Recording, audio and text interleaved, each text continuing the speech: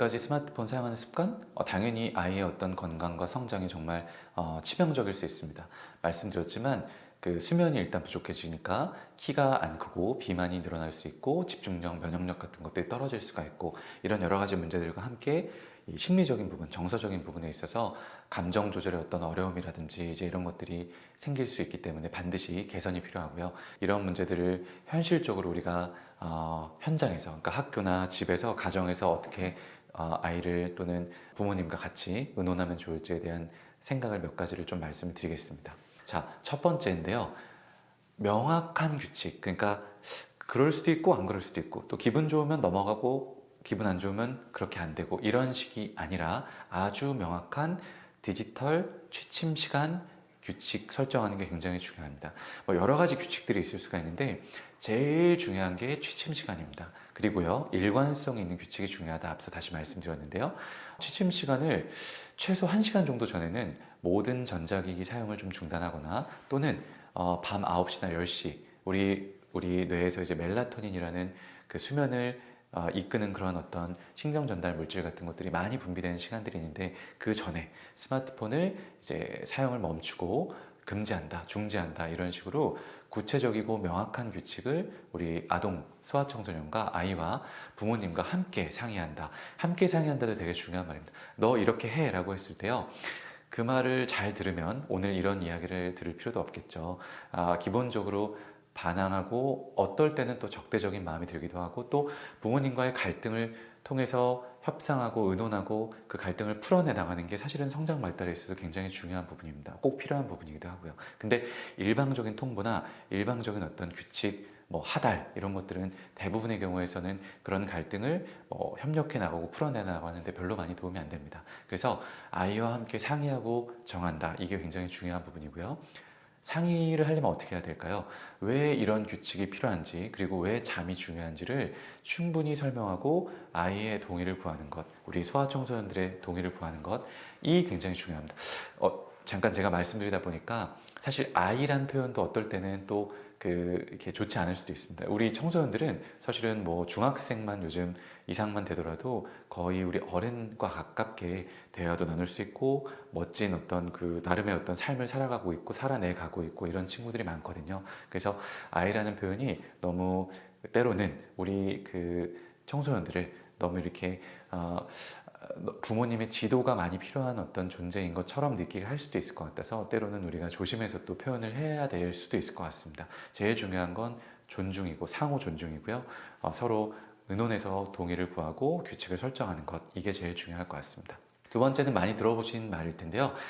오늘 큰 주제가 중독이기 때문에 스마트폰 없는 침실을 만들기, 이건 너무 당연한 말이지만 중독의 어떤 입장에서 이거를 우리가 좀 이해를 해보면 앞서 제가 계속 말씀드렸던 중독은요, 우리가 의지만으로 조절할 수 있는 그런 상태가 아니거든요. 근데 스마트폰 또는 SNS, 쇼폼 이런 것들은 앞서 말씀드렸듯이 의지만으로 조절할 수 있는 게 아닙니다. 무슨 말이냐면 눈앞에 있으면 우리가 중독 문제를 접근하고 치료할 때 얼마나 가까이 있느냐, 접근성이 얼마나 용이하냐, 뛰어나냐 이런 거가 그 중독 문제를 어렵게 하기도 하고 또 치료할 때도 중요하다라고 우리가 이야기를 하는데요.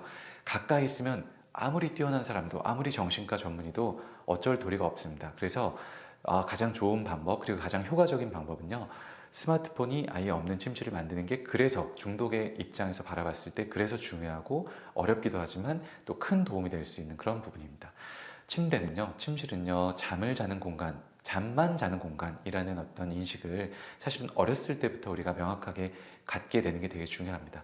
잠자리에 들 때는 스마트폰을 침실 밖에 두도록 규칙을 우리가 좀 정하고요. 그리고 부모님이 일정 시간 동안 보관을 해주는 것도 하나의 방법일 수도 있겠습니다. 그리고 스마트폰 충전기를 이제 멀리, 제가 아까 접근성이 중요하다고 말씀드렸는데 최대한 멀리 그렇게 두는 거가 도움이 될 수 있습니다.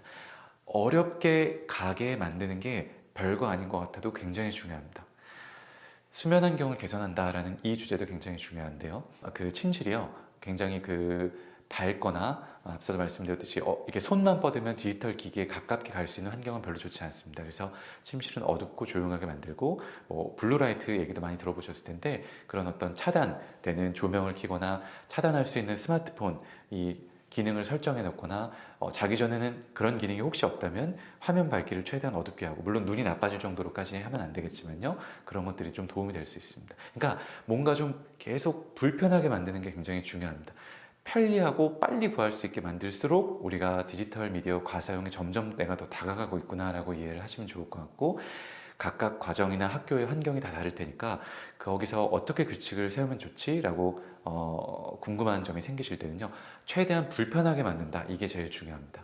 그리고요, 대체 활동이 중요합니다라고 우리가 설명을 드리는데, 이게 되게 와닿지 않으실 수도 있지만요, 오프라인에 머무는 시간을 늘리는 활동이면 활동일수록 어떤 거든지 다 좋습니다. 그래서 스마트폰 대신 할 수 있는 차분한 활동, 이런 것들을 일단은 권장을 하는 게 중요하고, 책 읽는 거, 일기 쓰는 거, 명상, 스트레칭, 부모님과의 어떤 가벼운 대화를 통해서 하루를 마무리하는 이런 것들을 다 도움이 될 수 있다고 저희가 설명을 하고요. 아이가 좋아하는 활동을 잠자기 전에 약간의 루틴처럼, 습관처럼 오늘 하루 마무리는 요걸 하면서 마무리한다 라는 식으로 규칙을 정할 수 있도록 도와주는 게 굉장히 중요합니다. 요 얘기를 드리면서 제가 두 가지만 다시 한번 좀 강조를 드리고 싶은데, 여러 가지 그 대체 활동들이 중요합니다라고 말씀드렸지만, 하나만 꼽자면 어떻게든 몸을 움직일 수 있는 활동을 하는 게 중요합니다. 근데 격렬하게 몸을 움직일 수 있는 활동을 자기 직전에 하면 너무 각성되니까 이제 잠이 달아날 수 있으니까요, 가볍게 신체적인 활동을 통해서 우리가 잡생각도 좀 잊어버리고 순간적으로 어떤 스마트폰이나 디지털 미디어를 과사용하고 싶은 그런 생각이 올라오는 거를 몸을 움직이는 것들을 통해서 우리가 5분 정도만 지나도 상당히 많이 낮출 수 있다는 연구가 엄청 많아요. 5분 정도만 우리가 몸을 움직이면. 단 여기서 중요한 조건은 앉아서 아니야 내가 이거 하지 말아야지 라고 생각을 가만히 하는 게 아니고요, 꼭 몸을 움직이는 행동들, 이런 것들을 하셔야 된다라고 제가 정리를 좀 해볼 수 있을 것 같습니다. 두 번째로 제가 좀 강조드리고 싶은 게 뭐냐면요, 제가 좋아하는 책이 있습니다. 거기 보면 사실은 요즘에는 스마트폰을 아예 사용하지 못하게 한다라는 거는 사실은 현실적이지도 않고 불가능한 일이잖아요. 근데 그러면 어떻게 하면 우리가 안전하게 사용할 수 있는가? 부모님과 대화를 나누면서 스마트폰을 해보는 거, 이것도 사실은 꽤 좋은 대체 활동이 될 수가 있습니다.